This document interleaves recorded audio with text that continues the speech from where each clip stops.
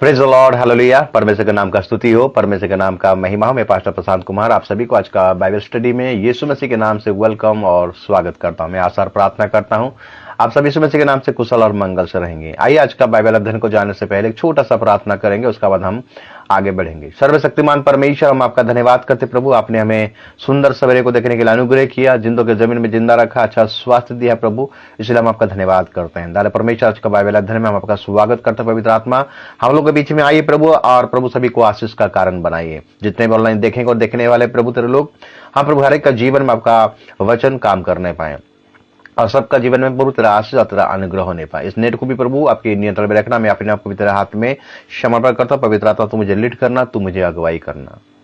अब तक संभाला, आगे भी अगुवाई कर। सारे आदर महिमा आपको देते, प्रार्थना तेरे बेटे उद्धार करता यीशु के नाम से मांगते हैं, आमीन। महिमा हो, परमेश्वर का स्तुति हो, परमेश्वर का तारीफ हो, उसका जय जयकार, क्योंकि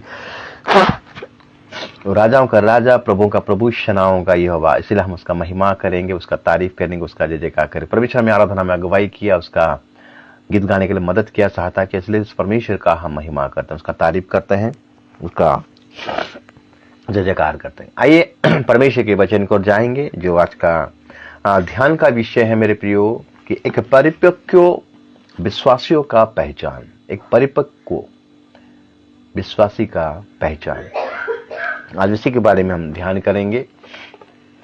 पहले एक पद को हम निकालेंगे, वचन में से देखेंगे, बाइबल में से इब्रानी का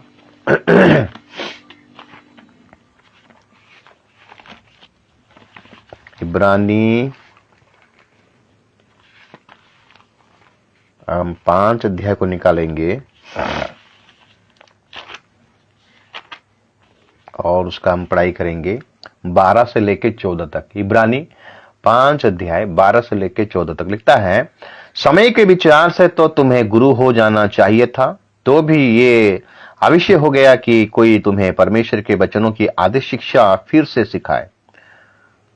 तुम तो ऐसे हो गए हो कि तुम्हें अन्न के बदले अब तक दूध ही चाहिए, क्योंकि दूध पीने वाला बच्चे को तो धर्म के वचन की पहचान नहीं होती, क्योंकि वो बालक है। देखें, पौलुस, इसका लेखक पौलुस हो सकता है, भिन्न विभिन्न लोग मत देते हैं, लेकिन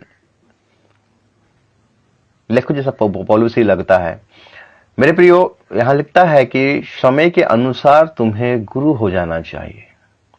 पौलुस लेखक हमें बताना चाहता है कि तुम इतना दिन का मसीह हो तो तुमको गुरु हो जाना चाहिए, सिखाने वाला हो जाना चाहिए। गुरु का मतलब है सिखाने वाला। लेकिन तू अभी भी दूध पी रहे हो, तू अभी भी बच्चे हो। तो मेरे प्रिय, आज का ध्यान का विषय है एक परिपक्व जीवन, एक विश्वासी जीवन का क्या पहचान है। क्या आज हम परिपक्व हैं मसीह में? परिपक्व का मतलब है सियाना। उसका क्या पहचान है? क्या हम परिपक्व जीवन काट रहे हैं कि अभी तक हम बालक हैं, कि बच्चे जैसा नर्सरी के जीवन में अभी भी पढ़ रहे हैं? और एक पद को निकालेंगे जो आपको मिलेगा,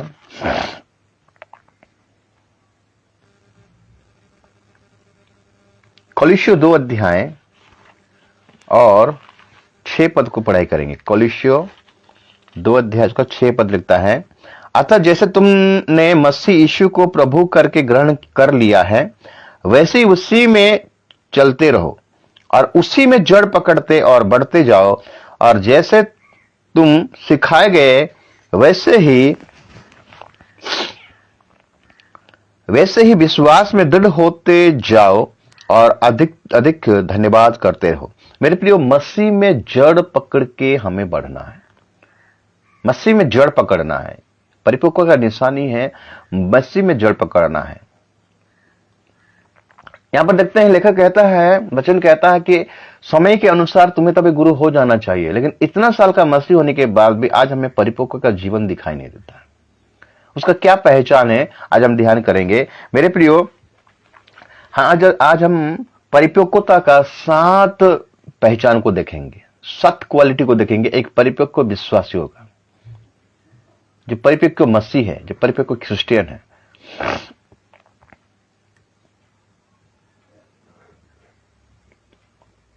अगर हम इब्रानी का पुस्तक को पढ़ाई करेंगे मेरे प्रियो, इब्रानी 11 अध्याय को अगर हम देखेंगे,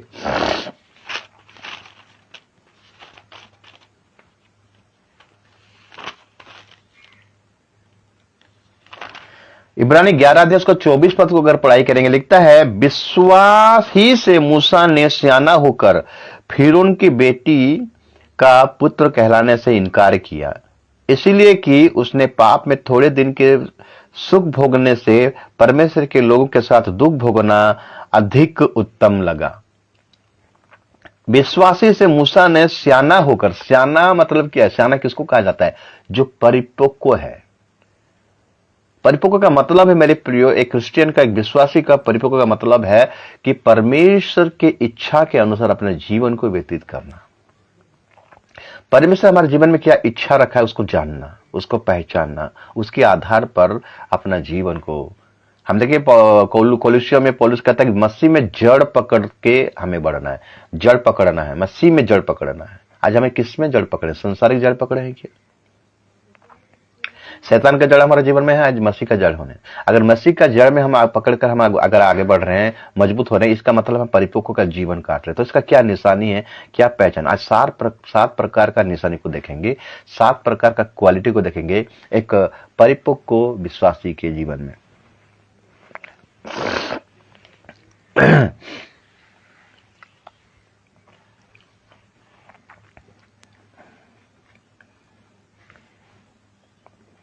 पहला पॉइंट है, पहला स्टेप है, पहला क्वालिटी है सिद्ध विश्वास करना, विश्वास का सिद्धता। इसमें हम 6 पॉइंट को देखेंगे। विश्वास का सिद्धता पहला पॉइंट है, और विश्वास में सिद्धता का पहला पॉइंट है धीरज में सिद्धता। धीरज पकड़ना। अगर हम याकूब का पत्री 1 अध्याय, याकूब उसका 1 का 2 से 4 तक पढ़ेंगे। याकूब 1 अध्याय। हे मेरे भाइयों, जब तुम नाना प्रकार की परीक्षा में पड़ो तो इसको पूरे आनंद की बात समझो, ये जानकर कि तुम्हारे विश्वास के परखे जाने से धीरज उत्पन्न होता है। पर धीरज को अपना पूरा काम करने दो कि तुम पूरे और सिद्ध हो जाओ और तुम में किसी बात की घटी ना हो। तो मेरे प्रियो, परिपक्व का पहचान में से हम देखते हैं कि 7 प्रकार का क्वालिटी है, और 7 प्रकार का क्वालिटी में पहला क्वालिटी है विश्वास का सिद्धता। विश्वास का भी एक सिद्धता है मेरे प्रियो। आप जिस प्रकार विश्वास किया तो वो सिद्ध होना चाहिए आपका विश्वास। तो उसमें ऐड हुआ है, इसका क्वालिटी है, पहला है धीरज, धीरज का सिद्धता, धीरज में सिद्धता प्राप्त करना है। तो हम देखते हैं कि नाना प्रकार का परीक्षा तुम्हारे जीवन में जब आता है तो तुमको धीरज पकड़ना है। पर 4 पद कहता है, पर धीरज को अपना पूरा काम करने दो कि तुम पूरे और सिद्ध हो जाओ। हर बातों में प्रार्थना कर रहे तो हमको धीरज धरना है। कोई भी काम, अगर कोई किसी के लिए प्रार्थना कर रहे, किसी बात के लिए प्रार्थना करते, हमें धीरज धरना है। विश्वास में हमको धीरज धरना है। याकूब अगर हम देखेंगे,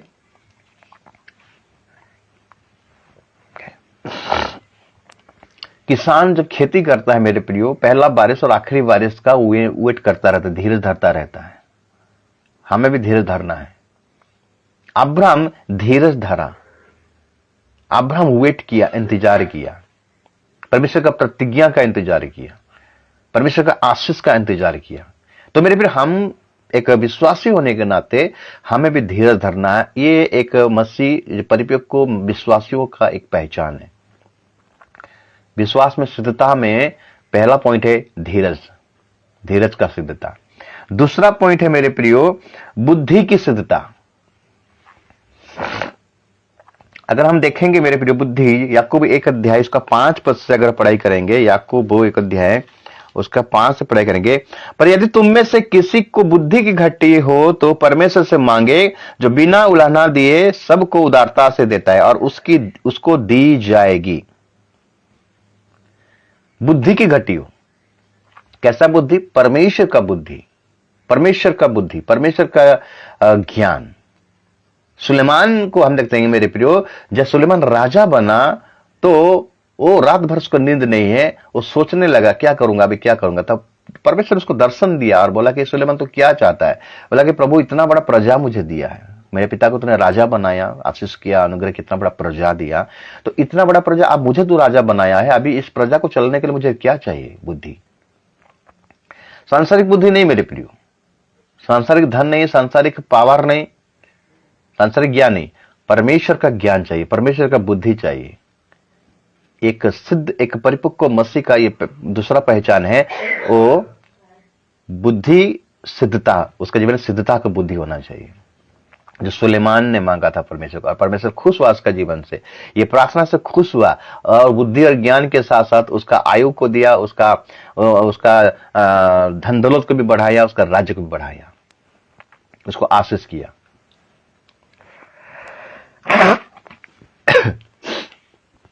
तो मेरे प्रियो, ये सिद्धता का बुद्धि हमारे जीवन में चाहिए। अगर 16 पद को पढ़ाई करेंगे, याकूब 1 अध्याय उसका 16 पद से अगर पढ़ाई करेंगे, लिखता है, हे मेरे प्रियो भाइयों, हे मेरे प्रिय भाइयों, धोखा ना खाओ, क्योंकि हर एक अच्छा वरदान और हर एक उत्तम दान ऊपर ही से और ज्योतियों के पिता की ओर से मिलता है, जिसमें ना तो कोई परिवर्तन हो सकता है और ना अदल बदल के कारण उस पर छाया पड़ती है। उसने अपनी ही इच्छा से हमें सत्य के वचन के द्वारा उत्पन्न किया। तो मेरे प्रियो, सारे उत्तम विषय प्रभु के तरफ से मिलता है, बुद्धि प्रभु के तरफ से मिलता है। तो ये बुद्धि का सिद्धता हम लोगों का जीवन में दरकार है। सांसारिक वाला बुद्धि नहीं मेरे प्रियो, परमेश्वर का बुद्धि चाहिए। तीसरा पॉइंट मेरे प्रियो, कर्म का सिद्धता। कर्म का सिद्धता याकूब का 2 अध्याय अगर पढ़ाई करेंगे, वहां लिखता है 14 पद से, याकूब 2 अध्याय 14 पद से कर्म का सिद्धता का मतलब क्या है लिखा गया है। हे मेरे भाइयों, यदि कोई कहे कि मुझे विश्वास है पर वो कर्म ना करता हो तो इसे क्या लाभ? क्या ऐसा विश्वास कभी उसका उद्धार कर सकता है? यदि कोई भाई या बहन नंगे घोड़े हो और उन्हें प्रतिदिन भोजन की घटी हो और तुम में से कोई उनसे कहे कुशल से जाओ, तुम गर्म रहो और तृप्त रहो, पर जो वस्तुएं देह के लिए आवश्यकता है वह उन्हें ना दे सको तो क्या लाभ? वैसे ही विश्वास भी यदि कर्म सहित ना हो तो अपने स्वभाव में मरा हुआ है। वरन कोई कह सकता है कि तुझे विश्वास है और मैं कर्म करता हूं, तू अपना विश्वास मुझे कर्म भी ना तो दिखा और मैं अपना विश्वास अपने कर्मों के द्वारा तुझे दिखाऊंगा।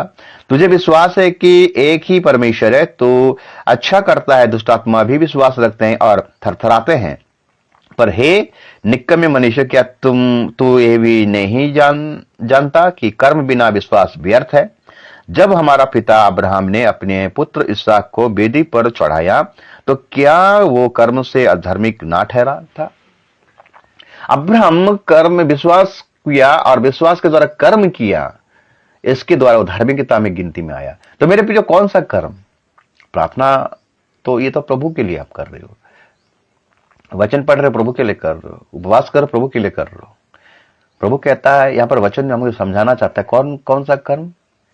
आपके आजू बाजू में, आपके आमने सामने कोई भी अभावग्रस्त लोग हैं, दुखियारी हैं, निराशा है, हताश, उनके पास पैसा धन दौलत नहीं है, ये उनकी मदद करना। धनी व्यक्ति लाजर के बारे में आप सुने होंगे। धनी व्यक्ति नरक में चला गया, लाजर अब्राहम की गोद में चला गया। धनी व्यक्ति लाजर के फाटक के पास बैठा था, एक दिन भी वो कभी मदद नहीं किया। उसके पास बाइबल था, एक विश्वासी था वो, और सिद्धता प्राप्त करने नहीं पाया कर्म के द्वारा मेरे प्रिय। तो इसलिए आज अगर हमारे जीवन में ऐसा मौका मिलता तो हमको छोड़ना नहीं है। एक परिपक्व मसीह का एक चिन्ह है, वो मदद करेगा, सहायता करेगा, कर्म के द्वारा अपना विश्वास को दिखाएगा, बोल कर नहीं, कह कर नहीं, करके। अब्राहम को परमेश्वर ने कहा तो अपने इकलौता पुत्र के लिए मोरिया पर्वत में जाकर बलिदान कर दे। परमेश्वर, हम देखते हैं अब्राहम सुबह तड़के उठ कर गया, अपना बेटा को बलिदान करके ले गया। तो कर्म के द्वारा हम अपना विश्वास को प्रकट करना है। ये हम देखते हैं, ये 3 नंबर पॉइंट है। 4 नंबर पॉइंट मेरे प्रियो, वचन का पालन में सिद्धता। यही याकूब में लिखता है कि 21 पद को अगर पढ़ाई करेंगे, 21 पद से 22 पद से, परंतु वचन पर चलने वाले बनो और केवल सुनने वाला ही नहीं जो अपने आप को धोखा देते हैं, क्योंकि जो कोई वचन का सुनने वाला हो और उस पर चलने वाला ना हो तो वो उस मनुष्य के समान है जो अपना स्वाभाविक मुंह दर्पण में देखता है। वचन का पालन में शुद्धता मेरे प्रियो। जो वचन आप पढ़ रहे हो, जो वचन आप सुन रहे हो, उसके अनुसार जीवन बिताना, उसको अगर हम फुलफिल करते हैं, पूरा करते हैं, चुकते नहीं है, इसको बोलते हैं वचन का सिद्धता। यीशु मसीह ने अपना मुंह में बोला कि मनुष्य का पुत्र पकड़वाया जाएगा, अवश्य दुख उठाना पड़ेगा, और यीशु मसीह ने जो कहा था एक गुरु हिसाब से वही चीज को फुलफिल किया। उसी को गुरु कहा जाता है मेरे को, सिखाने वाला। वो खुद अपने जीवन में अप्लाई करता था, और यीशु मसीह जो कहता था वो खुद अपने जीवन में अप्लाई करता था। जिस प्रकार हम देखते हैं वचन में लिखता है कि क्षमा कर दो, एक दूसरे को क्षमा करो। यीशु मसीह ने वही काम किया। कल्वे के क्रूस पर लटका हुआ था, प्रभु ये क्या कर रहे हैं, इनको पता नहीं, इनको माफ कर, क्षमा कर। उसने प्रेम किया, अब प्रेम को करके दिखाया। उसने जो बोला वो करके दिखाया, मतलब जो वचन वो बोल रहा था, दूसरों को शिक्षा दे रहा था, टीचिंग दे रहा था, है वही काम खुद भी कर रहा था। तो इसको बोलते हैं वचन का सिद्धता।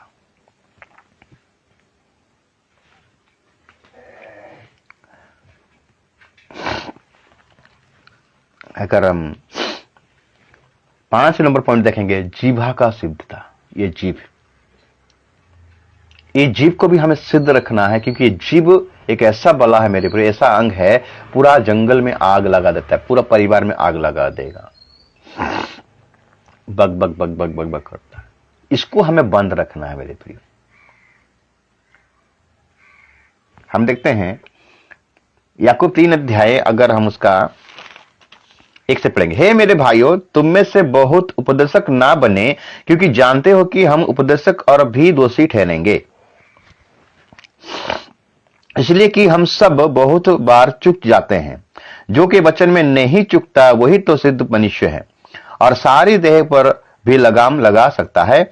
जब हम अपने बस में करने के लिए घोड़े के मुंह में लगाम लगाते हैं तो हम उनकी सारी देह को भी घुमा सकते हैं। देखो, जहाज भी यद्यपि ऐसे बड़े होते हैं और प्रचंड वायु से चलाए जाते हैं तो भी एक छोटी सी पतवार के द्वारा माझे की इच्छा के अनुसार घुमाए जाते हैं। वैसे ही जीभ भी एक छोटा सा अंग है और वो बड़ी बड़ी डींगे मारती है। देखो, थोड़ी सी आग से कितने बड़े वन में आग लग जाती है। जीभ भी एक आग है। जीभ हमारे अंगों में अधर्म का एक लोक है और सारी देह पर कलंक लगाती है और जीवन गति में आग लगा देती है और नरक कुंड की आग से जलती रहती है। मेरे प्रियो, जीभ का सिद्धता हमारा जीवन में होना चाहिए। अपना मुंह को हमेशा बंद रखना है, इसमें बकबक करना नहीं है मेरे प्रियो। इस्राएल को बुड़बुड़ा है, कुड़कुड़ा है, इसीलिए परमेश्वर उनको जंगल में ढेर कर दिया। तो एक परिपक्व मसीह का ये 6 जो विश्वासी का सिद्धता 7 प्रकार का उसका स्टेप है। 7 प्रकार का जो स्टेप से 7 प्रकार का विषय में से पहला विषय है विश्वास में सिद्धता। और इस विश्वास का सिद्धता में 6 पॉइंट है। पहला पॉइंट है धीरज में सिद्धता, दूसरा पॉइंट है बुद्धि में सिद्धता, तीसरा पॉइंट है कर्म में सिद्धता, चौथा पॉइंट है वचन में सिद्धता, पांचवा पॉइंट है जीभा का सिद्धता, और छठा पॉइंट है मेरे प्रियो स्वर्गीय ज्ञान में सिद्धता। अगर हम याकूब का 3 का उसका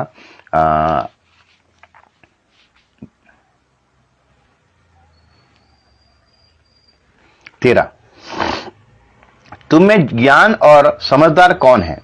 याकूब 3:13।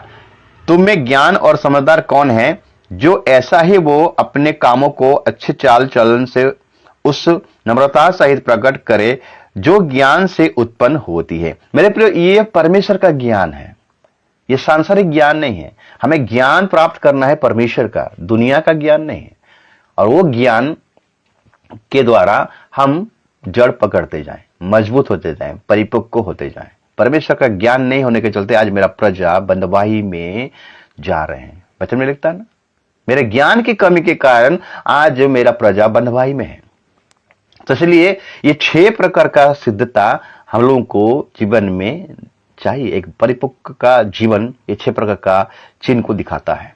एक विश्वासी के जीवन में, विश्वासी का सिद्धता में 6 प्रकार का पॉइंट, मतलब इस सिद्धता दिखा देना चाहिए, ताकि वो उसको बोला जाता है एक परिपक्व मसीह। दूध पीने वाला मसीह में ये चीज नहीं दिखाई देता मेरे प्रियो, जो अभी तक दूध पी रहे हैं, अभी तक बालक है। दूसरा पॉइंट है मेरे प्रियो, दूसरा पॉइंट, एक पॉइंट में 6 पॉइंट हमें देखें।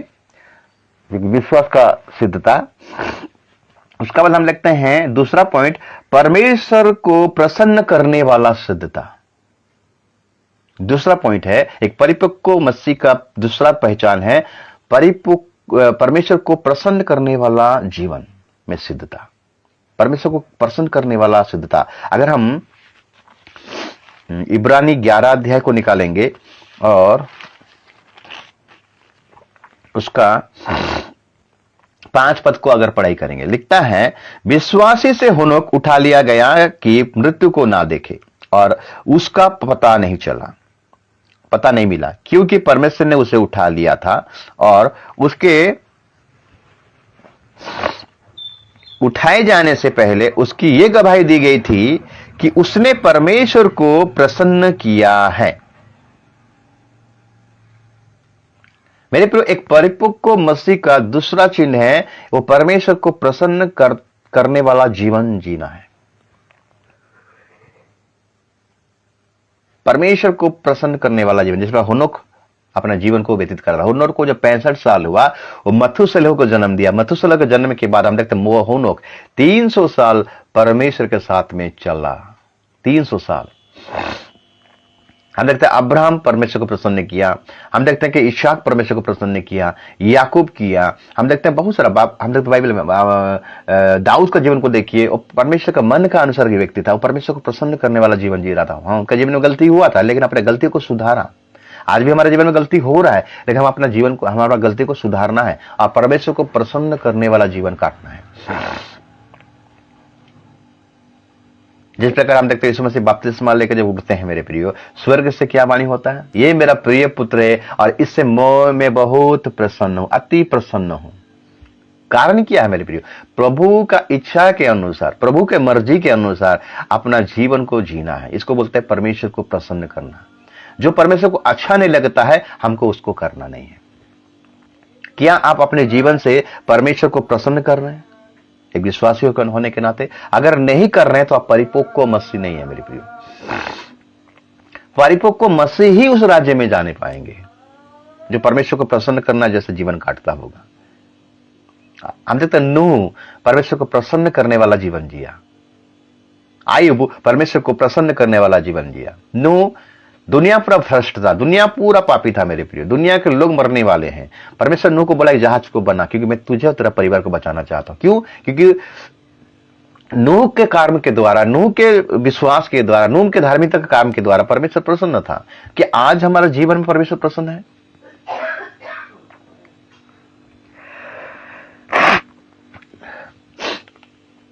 आज क्या हम प्रसन्न हैं?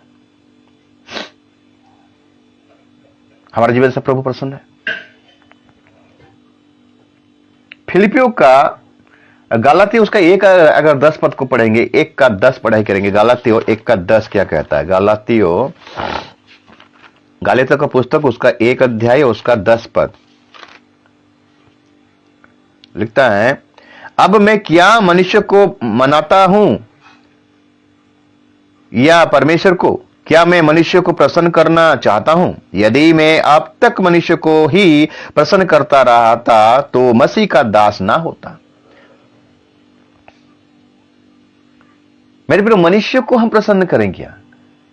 पौलुस कहता है कि क्या मैं मनुष्य को प्रसन्न करूंगा?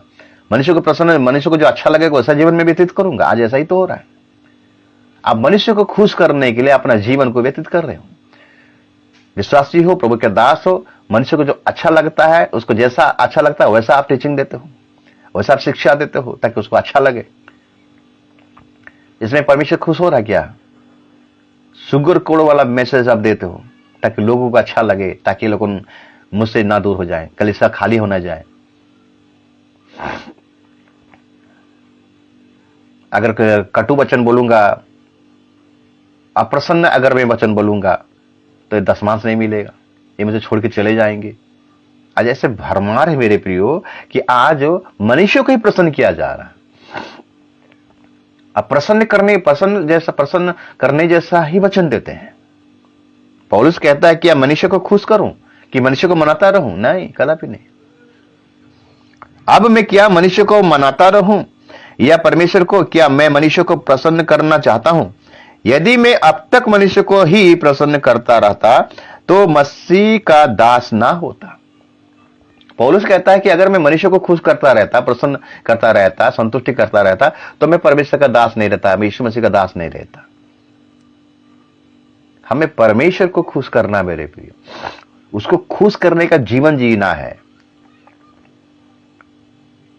इसीलिए यिर्मयाह पुस्तक उसका 17 अध्याय लिखता है कि जो मनुष्य पर भरोसा रखता है वो श्रापित है। फिलिपियों का पत्री उसका पहला थिस्सलुनीके का किताब उसका 4 का अगर 1-2 पढ़ाई करेंगे, पहला थिस्सलुनीके का किताब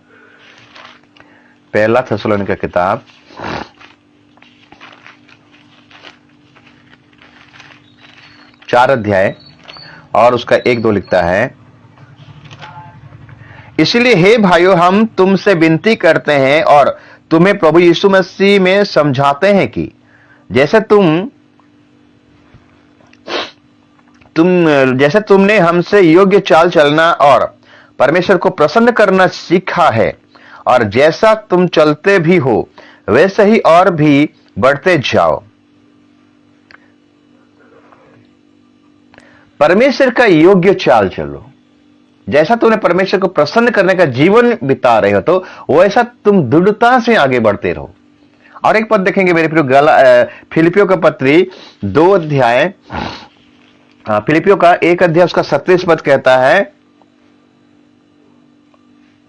केवल इतना करो कि तुम्हारा चाल चलन मसीह के सुसमाचार के योग्य हो, कि चाहे मैं आकर तुम्हें देखूं चाहे ना भी दे आऊं, तुम्हारे विषय में यही सुनूं कि तुम एक ही आत्मा में स्थिर हो और एक चित्त होकर सुसमाचार के विश्वास के लिए परिश्रम करते रहते हो।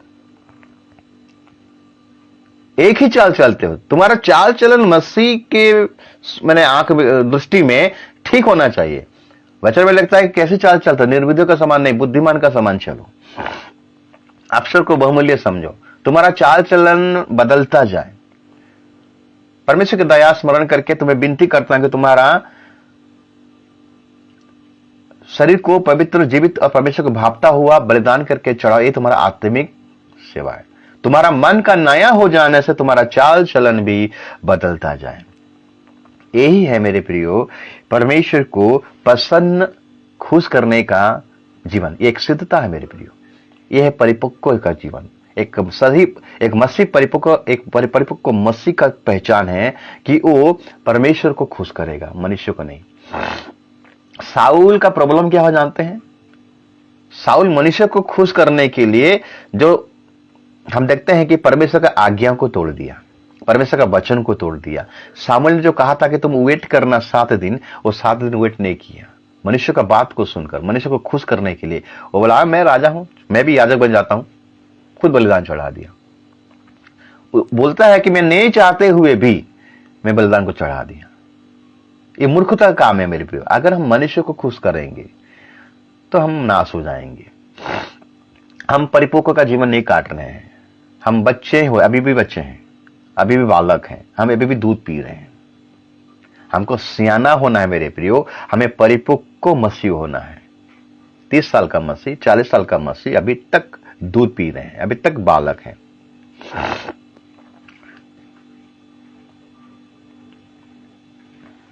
इसीलिए मेरे प्रियो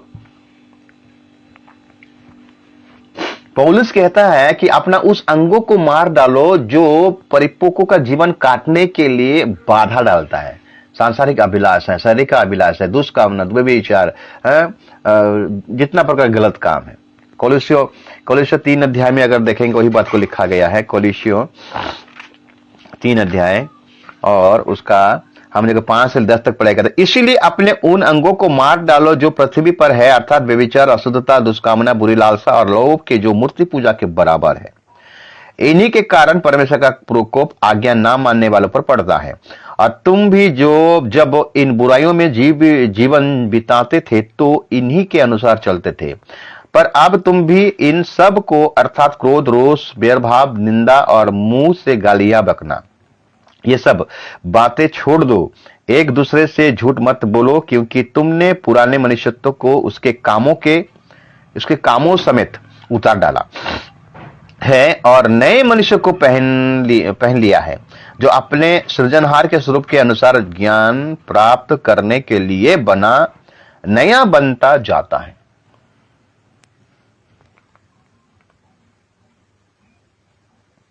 तो इसलिए पौलुस यहां पर बताना चाहता है, वचन में बताना चाहता है कोलोसी का पत्री में, कि अपने उस अंगों को मार डालो जो कि परिपक्वता जीवन काटने के लिए, एक विश्वासी को सिद्ध जीवन काटने के लिए रुकावट होता है। इसलिए मेरे प्रियो ये दूसरा पॉइंट है। और तीसरा पॉइंट है, हम देखते हैं तीसरा, इस संसार में हमें विजय जीवन काटना है। ये संसार में हमें विजय जीवन काटना है। संसार के साथ हमें सालिश नहीं करना है, संसार के साथ हमें समझौता करना नहीं है। जैसे यीशु मसीह कहता है कि दुनिया में तो, इस संसार में तो तुम्हें क्लेश होता है, लेकिन धाड़स बांधो कि मैं इस संसार को जीत लिया हूं। हम मसीह में जयवंत जीवन काटना है मेरे प्रियो। इस संसार से हमें जय प्राप्त करना है, क्योंकि जब तक ये संसार है वो हमें आगे बढ़ने नहीं देगा, बाधा डालेगा, रुकावट करेगा। शैतान नहीं चाहेगा कि आप एक परिपक्व जीवन काटो बोलकर। पहला यूहन्ना, उसका अगर पढ़ाई करेंगे, पहला यूहन्ना 1 अध्याय, पहला यूहन्ना 2 अध्याय, हाँ 15 पद। तुम ना तो संसार से और ना संसार में की वस्तुओं से प्रेम रखो। यदि कोई संसार से प्रेम रखता है तो उसमें पिता का प्रेम नहीं है। यदि कोई संसार से प्रेम रखता है उसमें पिता का प्रेम नहीं है।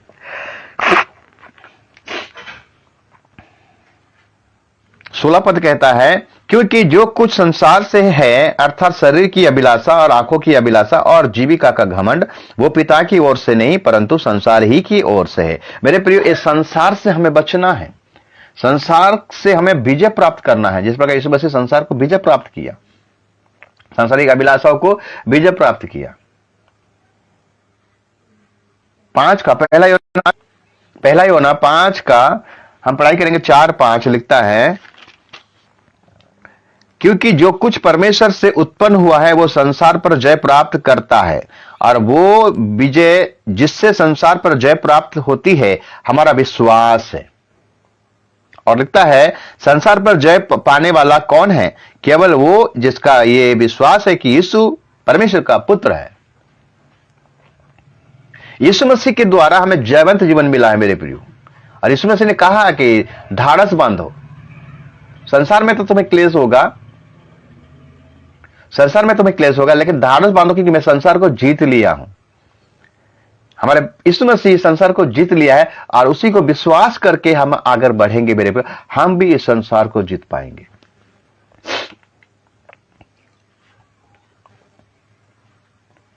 इसीलिए लिखता है कि शैतान का सामना करो तो तुमसे वो भाग जाएगा।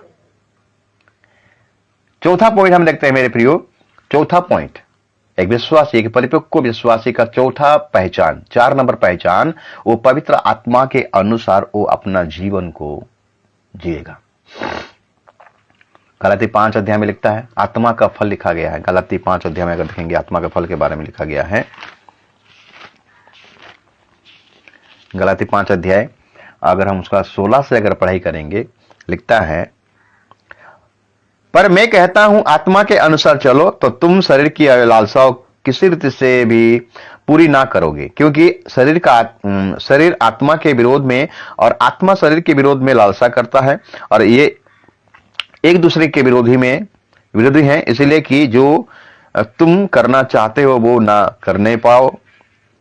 और यदि तुम आत्मा के चलते हो तो व्यवस्था के अधीन ना रहो। शरीर के काम तो प्रकट है, अर्थात व्यभिचार, गंदे काम, लुचपन, मूर्ति पूजा, टोना, बैर, झगड़ा, ईर्षा, क्रोध, विरोध, फूट, अधर्म, दाह करने वाला, मतवालापन, लीला क्रीड़ा और इसके जैसा और काम है। इनके विषय में तुमसे पहले से कह देता हूं, जैसा पहले कह भी चुका हूं, कि ऐसे ऐसे काम करने वाले परमेश्वर के राज्य के वारिस ना होंगे। तो मेरे प्रिय, आत्मा का फल के अनुसार जैसे लिखा गया है, पर आत्मा का फल प्रेम, आनंद, शांति, धीरज, कृपा, भलाई, विश्वास, नम्रता और संयम है। ऐसे ऐसे कामों के विरोध में कोई भी व्यवस्था नहीं। तो मेरे प्रिय, यहां पर जो 9 फलों के बारे में लिखा गया कि प्रेम है, आनंद है, शांति है, धीरज है, कृपा है, भलाई है, विश्वास है, नम्रता और संयम। हमें धीरज धरना है, संयम रखना है। यह है परिपक्वता का पहचान। आत्मा के अनुसार चलना, शरीर के अनुसार नहीं मेरे प्रियो। वचन में लिखता है, रोमियो 8 अध्याय में लिखता है कि अगर तुम शरीर के अनुसार अपने जीवन को व्यतीत करोगे तो तुम मरोगे, लेकिन आत्मा के अनुसार शरीर के कार्य को तुम मारोगे तो तुम जीवित रहोगे। तो एक परिपक्व विश्वासी आत्मा के अनुसार अपने जीवन को व्यतीत करेगा। ये 4 नंबर पॉइंट है। 5 नंबर पॉइंट है मेरे प्रियो, मसीह एक योद्धा हो। मसीह में एक योद्धा हो। और इसमें हम देखते हैं, इसमें हम 5 पॉइंट को देखते हैं। एक मसीह योद्धा, एक परिपक्व जीवन का मतलब है कि मसीह योद्धा होना है। हम एक योद्धा हैं, और योद्धा होने के नाते उसका पहला पॉइंट है, वो सुसमाचार के लिए आगे बढ़ेगा, सुसमाचार प्रचार करेगा। मत्ती 28 अध्याय 19-20 के अनुसार, सारे जगत में जाओ, सुसमाचार प्रचार करो, पिता पुत्र पवित्र आत्मा के नाम से बपतिस्मा दो, मैंने जो तुमको सिखाया तुमको मानना सिखाओ। सेकेंड पॉइंट है मेरे प्रियो, वो मसीह भाई लोगों का शुद्धि लेगा, उनका मदद करेगा, उनका सहारा बनेगा मेरे प्रियो। पहला तिमोथी 4 अध्याय और उसका हम अगर पढ़ाई करेंगे,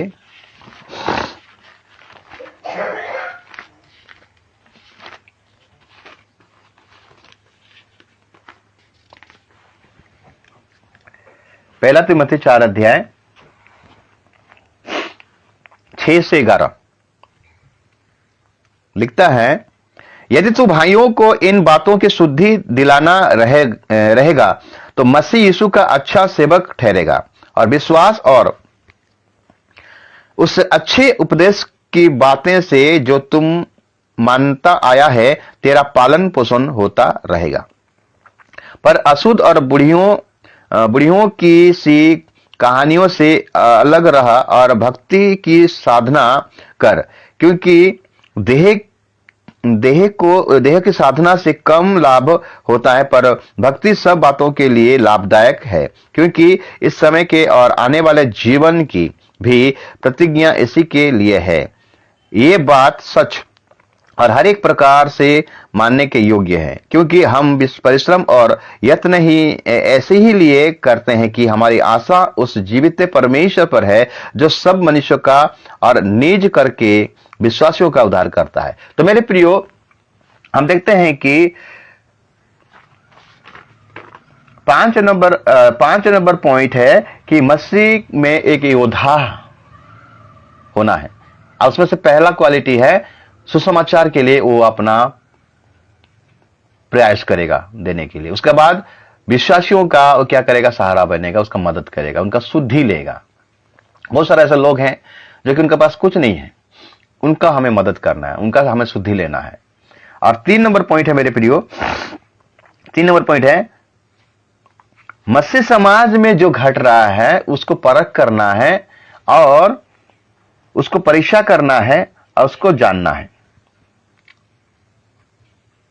जैसे हम पढ़ाई करेंगे पहला यूहन्ना 4:1-2, पहला यूहन्ना 4:1-2 लगता है, हे प्रियो, हर एक आत्मा की प्रतीति ना करो, वरन आत्माओं को परखो कि वे परमेश्वर की ओर से है कि नहीं, क्योंकि बहुत से झूठे भविष्यवक्ता जगत में निकल खड़े हुए हैं। मेरे प्रियो, हम देखते हैं कि एक परिपक्व विश्वासी का ये, हम जब 5 नंबर पॉइंट में आए हैं, ये एक योद्धा है। योद्धा में से पहला पॉइंट है सुसमाचार प्रचार करेगा, विश्वासियों का शुद्धि लेगा।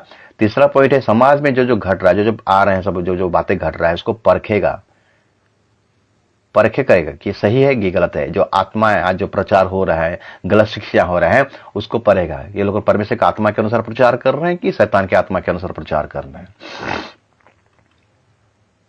एक योद्धा होने से हमें शत्रुओं का पहचान होना जरूरी है मेरे प्रियो, हर एक बातों को। 4 नंबर पॉइंट है वचन को ठीक से पेश करना है, तोड़ मरोड़ करना है मेरे प्रियो। 2 तिमोथी 2 उसका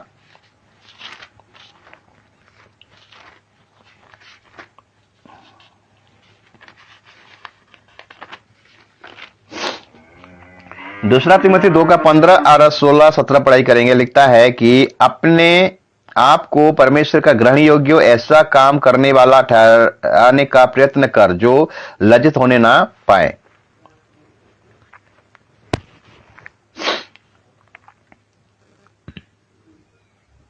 और जो सत्य के वचन को ठीक रीति से काम में लाता हो, पर अशुद्ध बकवास से बचा रहा, क्योंकि ऐसा लोग और भी अभक्ति में बढ़ते जाएंगे। मेरे प्रियो, जो वचन ठीक से हमको पेश करना है, वचन को तोड़ मरोड़ कर नहीं। ऐसा बहुत से शिक्षक उठ खड़े हुए हैं, ऐसे झूठे भविष्य तो उठ खड़े हैं जो वचन को तोड़ और मरोड़ कर प्रचार कर रहे हैं। अगर हम एक मसीह योद्धा हैं तो हमें वचन को ठीक से पेश करना है। वचन में जैसा लिखा गया, आत्मा जैसा अगुवाई करता है, हमें वैसा टीचिंग देना है, इधर उधर से हमको शिक्षा देना नहीं है। एक परिपक्व को मसीह का यह पहचान है मेरे प्रियो। और उसका बाद हम देखते हैं 5 नंबर पॉइंट है कि परमेश्वर यानी यीशु मसीह का शिक्षा से वो बाहर ना निकलने पाए, बाहर जाने नहीं पाए, आगे बढ़ मसीह का शिक्षा से वो आगे बढ़ने नहीं पाए। जितना शिक्षा दिया गया उसी पे दायरे में रहना है, उसी बाउंड्री में रहना है, बाउंड्री पार नहीं करना चाहिए मेरे प्रियो। आज गलत शिक्षा प्रचार कर करके मसीह का शिक्षा को तो प्रचार करते हैं, लेकिन उससे भी पार होकर प्रचार करते हैं, बाउंड्री पार करते हैं, आगे बढ़ जाते हैं। वो परिपक्व मसीह का चिन्ह नहीं है मेरे प्रियो। 2 यूहन्ना 1 का अगर हम पढ़ाई करेंगे, दूसरी पत्री 1 का 9-10 कहता है कि मैंने कलीसिया को कुछ लिखा था, पर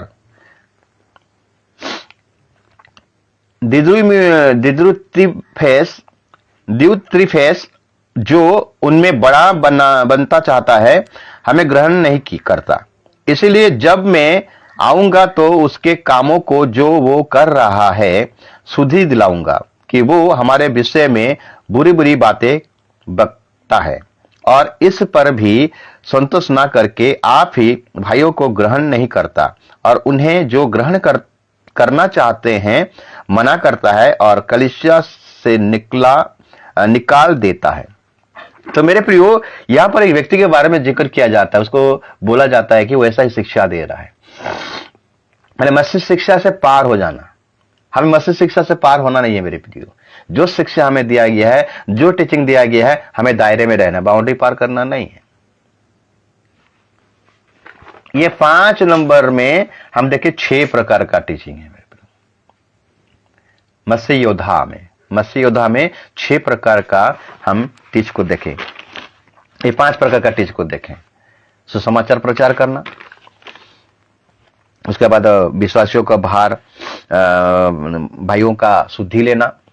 तीसरा पॉइंट है जो मसीह समाज में जो बातें घट रहा है उसका परख करना है, उसका परीक्षा करना है, गलत शिक्षा को जानना है, पहचानना है, आत्मा के अनुसार है कि शैतान के अनुसार है।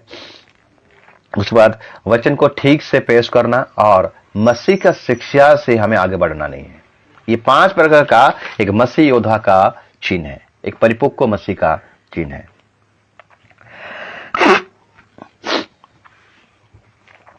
6 नंबर पॉइंट मेरे प्रियो, 6 नंबर पॉइंट हम देखते हैं। 6 नंबर, मसीह के लिए दुख उठाना।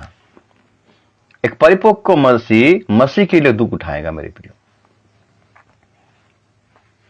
याकूब 5 का 7 से 10 अगर पढ़ाई करेंगे, याकूब 5 का 7 से अगर 10 पढ़ाई करेंगे, लिखता है, इसलिए हे भाइयों, प्रभु के आगमन तक धीरज धरो। देखो, किसान पृथ्वी की बहुमूल्य फसल की आशा रखता हुआ प्रथम और अंतिम वर्षा होने तक धीरज धरता है। तुम भी धीरज धरो और अपने हृदय को दृढ़ करो, क्योंकि प्रभु का आगमन निकट है। हे भाइयों, एक दूसरे पर दोष ना लगाओ, ताकि तुम दोषी ना ठहरोगे। देखो, हाकिम द्वार पर खड़ा है।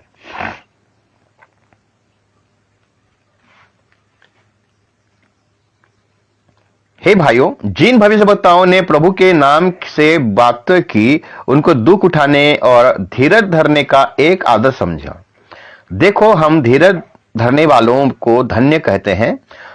तुमने आयुब के धीरज के विषय में तो सुना ही है, और प्रभु की ओर से जो उसका प्रतिफल हुआ, उससे भी जान लिया है। तो मेरे प्रियो, छठा पॉइंट है एक परिपक्व मसीह का पहचान कि दुख उठाएगा धीरज के साथ। वचन में हम देखते हैं कि क्रूस नहीं तो ताज नहीं।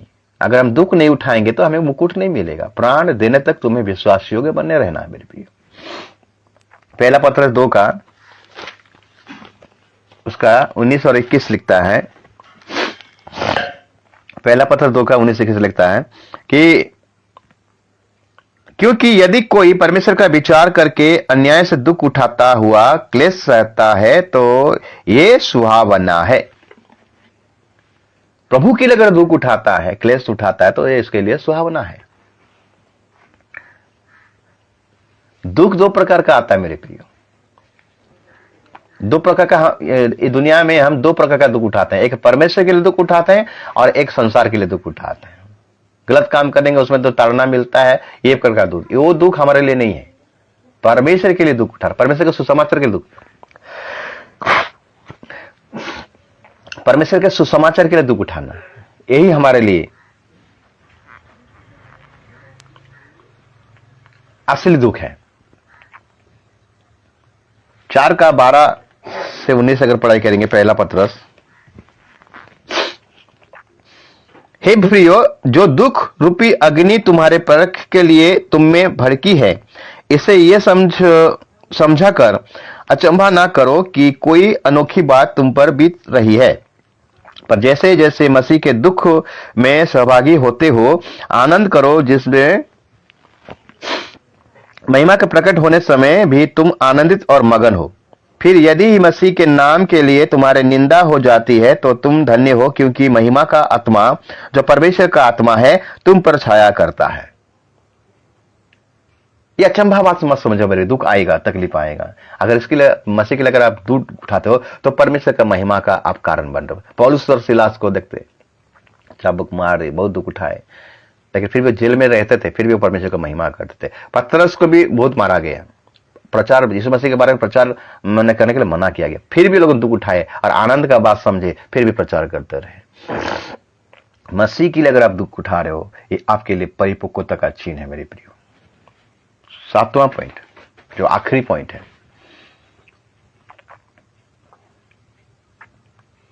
विश्वासियों एक दूसरे का उन्नति का कारण बने मेरे प्रियो। परिपक्वता का यह 7वां चिन्ह है। विश्वासी लोग एक दूसरे का आपस में उन्नति का कारण बने। क्या हम उन्नति का कारण बन रहे हैं मंडली में? कि उसको नीचे गिरा रहा है, उसको नीचे गिरा, उसको पैर खींच रहा है, उसको गिरा देंगे, उसको रखेंगे नहीं, उसको सेक्रेटरी बनाएंगे, उसको ऐसे करेंगे। एक दूसरे का हमें उन्नति का कारण बनना है मेरे, यह मसीह परिपक्वता का चिन्ह है, ये पहचान है। हम देखेंगे पहला थिस्सलुनीके की किताब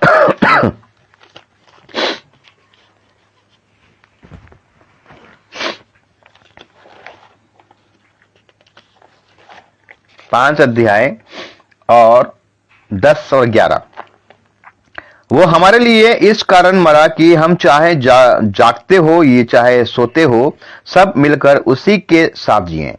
इस कारण एक दूसरे को शांति दो और एक दूसरे की उन्नति का कारण बनो, जैसा कि तुम करते भी हो। हमें एक दूसरे का उन्नति का कारण बनना है मेरे प्रियो। सबके लिए मसीह मरा, सबके लिए कलवे के क्रूस पर यीशु मसीह बलिदान हुआ।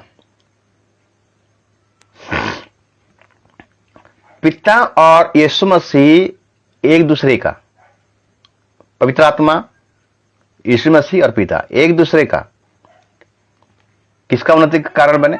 मसीह कलीसिया का उन्नति का कारण बने। हमारा प्रभु मसीह कलीसिया का उन्नति का कारण बने। आज हम भी अगर विश्वासी हैं, एक परिपक्व विश्वासी अगर आप चाहते हो अपने जीवन में, तो आप एक दूसरे का उन्नति के कारण बनिए।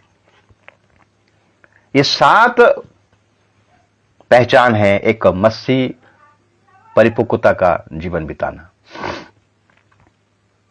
इसीलिए इब्रानियों का लेखक लिखता है कि समय के अनुसार तुम्हें गुरु हो जाना चाहिए, लेकिन तुम अभी भी वो बालक सा जैसा एक्टिविटी कर रहे हो, बालक सा जैसा चाल चल रहे हो। अभी भी तुम बच्चा हो, अभी भी तुम दूध पी रहे हो, अभी भी बहुत सारा मसीह दूध पी रहे हैं, सियाना होने के लिए कोशिश नहीं कर रहे हैं। मेरे प्रिय, हमको सियाना होना है, परिपक्व मसीह होना है। हमें मसीह में जड़ पकड़ते ही बढ़ना है मेरे प्रियो। तब जाके हम एक परिपक्व, एक मैच्योर क्रिश्चियन कहलाएंगे, एक मैच्योर बिलीवर कहलाएंगे। प्रभु वचन के द्वारा आप सबको आशीष करे, अनुग्रह करे, दया करे। आमीन।